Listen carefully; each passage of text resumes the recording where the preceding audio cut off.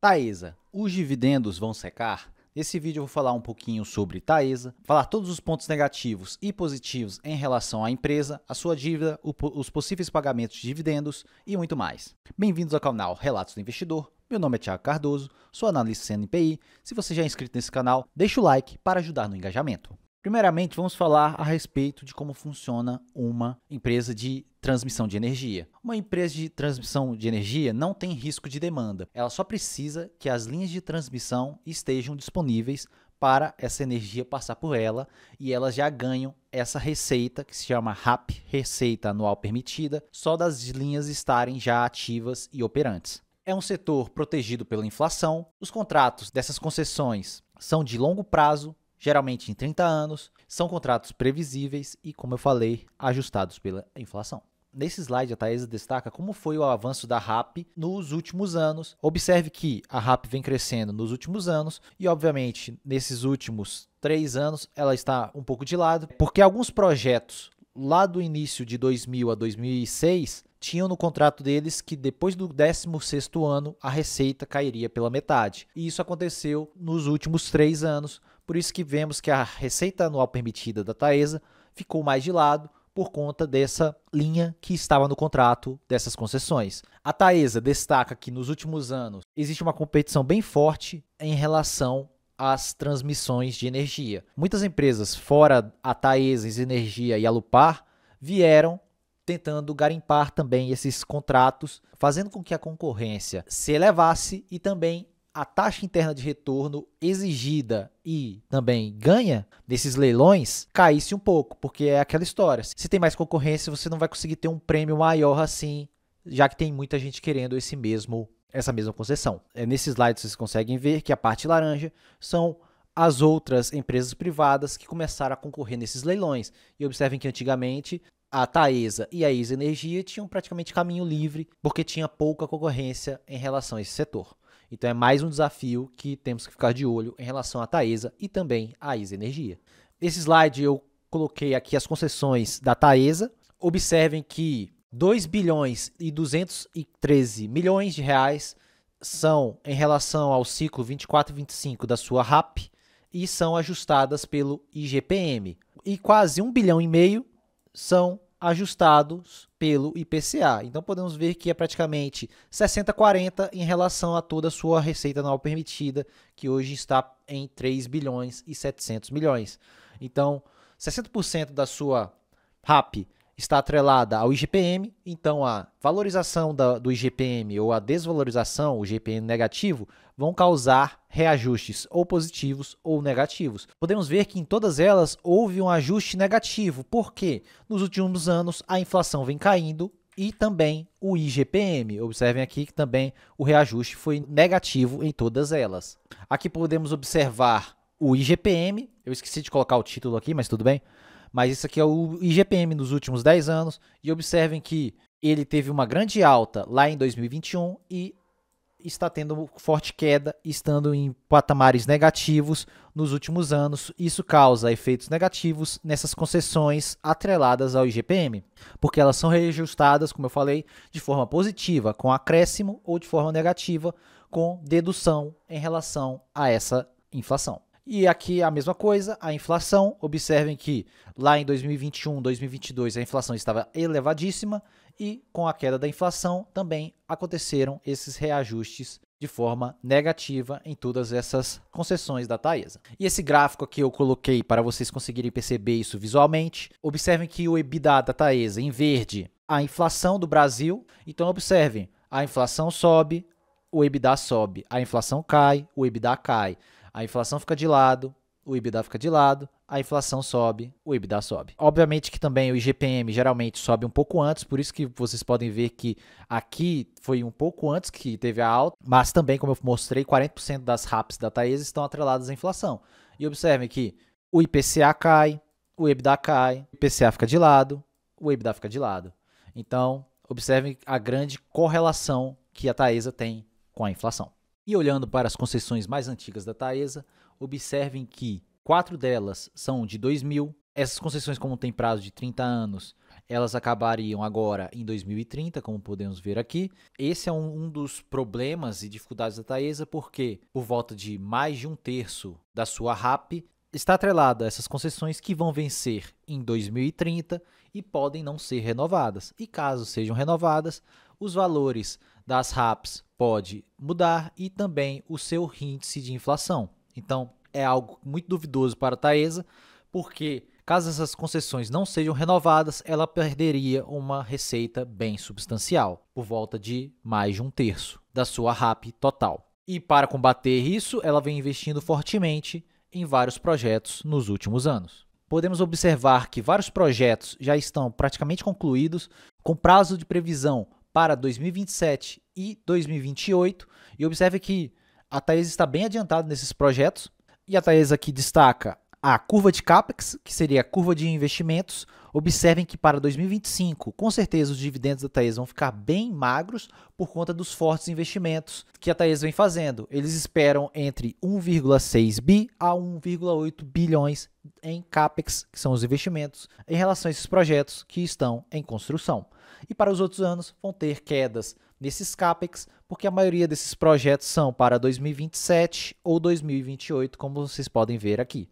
A Taesa teria que ganhar novos leilões juntamente com a ANEEL, que é a Agência Nacional de Energia Elétrica, para conseguir novos investimentos, mas por conta dessa alta alavancagem da Taesa, pode ser que isso não aconteça nos próximos anos. E falando da alavancagem, observem que o problema que vocês têm que entender em relação à alavancagem de uma empresa é que ela começa a bater fortemente no lucro.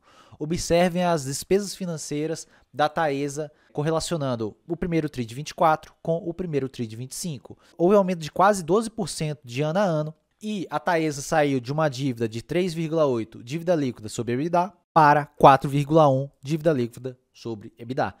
E acredito sim que para os próximos anos essa dívida vai aumentar mais ainda, porque eu vou mostrar para vocês o fluxo de caixa da empresa, mostrar que a Taesa não consegue pagar dividendos, pagar juros de dívida somente com o seu fluxo de caixa operacional. Quer dizer o quê? O dinheiro que entra na empresa não consegue custear tudo isso e, obviamente, os investimentos terão que ser feitos por meio de mais endividamento. Observem a dívida para 2025, está relativamente até tranquilo, 980 milhões de amortização de dívida agora para 2025, 2026 vai ser bem mais forte, por isso que ela já prevê um CAPEX, como eu mostrei para vocês, até menor, por conta dessa alta dívida em 2026. E essa dívida vai aumentar até 2029 em 2 bilhões, o restante da dívida está para longo prazo. Um ponto interessante de se observar é que 66% da dívida da Taesa está atrelada ao IPCA, e 32% ao CDI. Então a dívida não está tão custosa assim, mesmo com a nossa Selic estando em 15%, porque o IPCA está relativamente controlado na faixa dos 5 a 5,5%. Então, caso continue assim, a dívida da Taesa não vai aumentar de forma tão substancial para os próximos anos em relação ao seu reajuste, né? Que eu falo, em relação ao reajuste, ela não deve aumentar tanto, mas para concluir os novos projetos, ela vai precisar captar mais dívida, então nesse ponto vai ter sim um aumento da dívida da Taesa e, consequentemente, aumento das despesas financeiras e, consequentemente, diminuição do lucro líquido e dos dividendos. Nesse gráfico eu mostro a dívida líquida sobre EBITDA da Taesa e observem que ela conseguia antigamente manter essa dívida bem controlada entre 3,5 a 2 vezes. Por conta da queda das RAPs e projetos em construção, essa dívida aumentou bruscamente e pode ser que aumente ainda mais para os próximos anos. E como eu falei, observem que é ideal sempre olhar para a empresa e olhar também para a dívida. Porque se você é um investidor que quer alguns dividendos, principalmente no curto prazo, você tem que entender que se a empresa está com dívida alta, esses dividendos vão secar um pouco. A empresa com uma dívida baixa estava pagando 10%, 11% de dividend yield, com uma dívida alta vai pagar 5, 6 ou até menos. E esse gráfico, ele possui pouco tempo de histórico, mas ele consegue exemplificar isso muito bem. Observem que a dívida líquida sobre a EBITDA da Taesa é essa parte marrom, um vermelho, não sei que cor é essa, e em azul seria o dividendo por ação da Taesa. Observem que quando a dívida está elevada, o dividendo por ação cai, a dívida cai, o dividendo por ação sobe, a dívida cai, o dividendo por ação sobe mais ainda, e aqui ainda teve aquele efeito de IPCA e IGPM elevados nesse período, e observe que a dívida líquida sobre EBITDA caiu bruscamente, obviamente, com IGPM e IPCA mais altos, o EBITDA da empresa cresceu de forma bem absurda. Quanto mais a empresa se endivida, menos dividendos ela consegue pagar por conta das despesas financeiras que consomem seu caixa, tendo dessa forma que captar dívida para pagar dividendos, que é o que a Taesa tem feito, juntamente com a ISA Energia. E como eu fiz com a ISA Energia, vamos fazer aqui algumas contas de padeiro em relação ao seu fluxo de caixa. Será que a Taesa consegue realmente pagar dividendos? Vamos lá. Primeiramente, caixa gerado nas atividades operacionais, 420 milhões, que seria o CAPEX, que vocês têm que olhar. São 293. Não vou colocar ele aqui primeiro, vou colocar primeiramente a parte dos empréstimos e juros.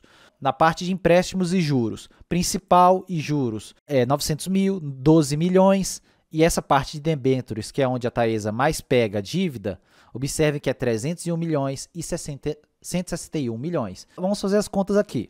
Eu vou até ignorar esse aqui para fazer mais rápido. 301 mais 167 mais 12.